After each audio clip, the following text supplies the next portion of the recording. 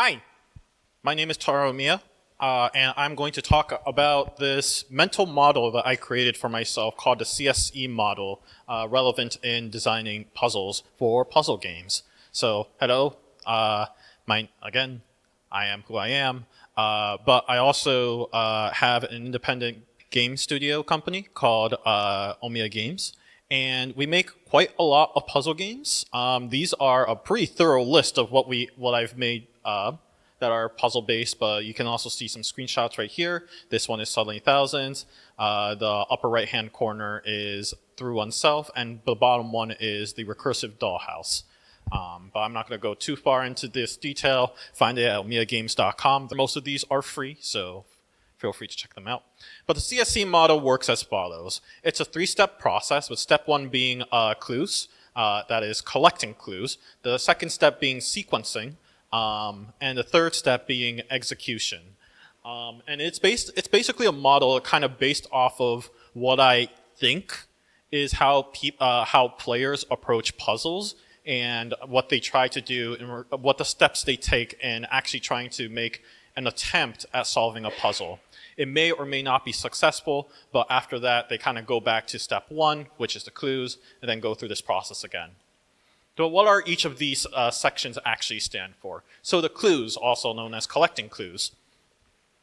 This is basically the section where you try to find any sort of visual cues or information that you can grab in the game. This can include, one, recognizing whether something is a puzzle or not.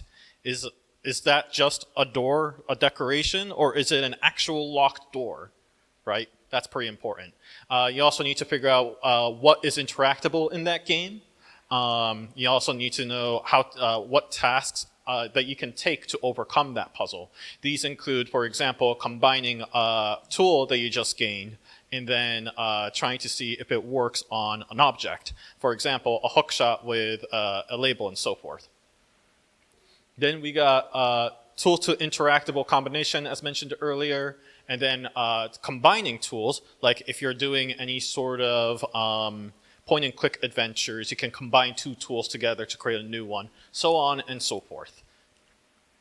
Second is the sequencing. Sequencing is fairly simple. It's taking all the clues that you've learned and coming up with a sequence of events that you have to, sequence of actions that you have to take, the consequences of what happens when you take said action, and then what you need to do in between to be able to continue and eventually get to solving that puzzle itself. And finally, the execution, which is you now have this mental model of knowing what to do, now you need to execute it.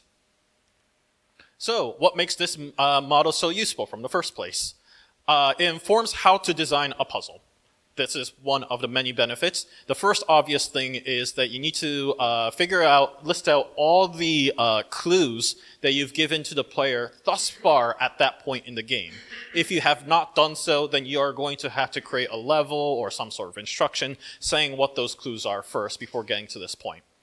Second, you'll want to write out a flow chart to basically describe what that sequence of events are going to be. I use flowchart because it is potentially possible for a puzzle to have multiple different solutions, and that's one way of displaying that. Most of the time, I just write a single line that says this is what you're supposed to do. And then finally, you try to design a level.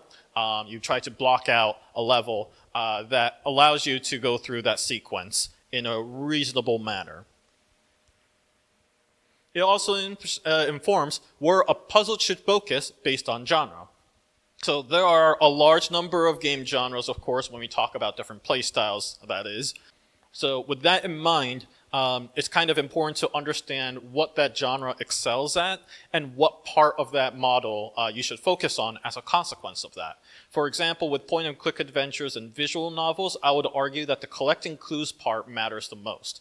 Because, for example, with visual novels, you want to be able to reverse engineer what your, whoever you're talking with, reverse engineer what kind of personality they have with all the clues that you've collected, so that when you get to a multiple choice question, you can provide whatever, result that you want out of that information.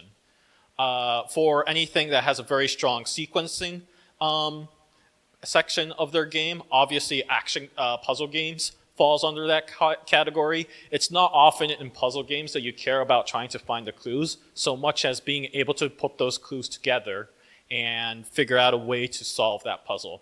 I would also argue that a lot of action adventure games are, most of them being pretty puzzle heavy from the first place, also tends to focus on the sequencing section of things. And finally, anything those that focuses on strong execution will be action games because, players probably don't want to think too hard. It also informs how to expand your puzzle over time. So let's say, for example, you have an adventure game. As the player goes through the game more and more, it's not going to be enough to focus only on the clues. So you'll probably want to shift from the clues section a little bit and more into the sequencing section a little bit, so that the player gets a sense of a gradual change in gameplay and thus be less bored with the game that you're playing. Puzzle games, seeing that they're already in the center section right here, sequencing, can stretch out to the clues or the execution section if they want to. Ideally, it falls more towards the clues section because a lot of people who play puzzle games are not all that interested in being good at their hand and eye coordination. But for example, with action adventure games where they have a lot of puzzles there, stressing more towards the execution would make a little more sense. And finally, action games can start moving a lot of their actions into shifting towards the sequencing section of the whole model. For example, try to make it so that the combination of enemies you have is more interesting and forces the player to think, what is the order that I should be killing these enemies in, rather than how do I kill these enemies as fast as possible, right? And I think this is the second to last slide. It also informs a priority of debugging for any failing puzzles when you're going through playtesting and realizing that, hey, my puzzles aren't working. Well, you can say, oh, the first place I would recommend checking is to verify with the player if they have all the clues available to them. If not, if they do, then try to check to see if they understood what sequence of events they have to take. And if they did, see if they were comfortable with the window of margin they had for executing that puzzle. So with that in mind, if any of these fail in at any part, then I would recommend focusing on that. That's it.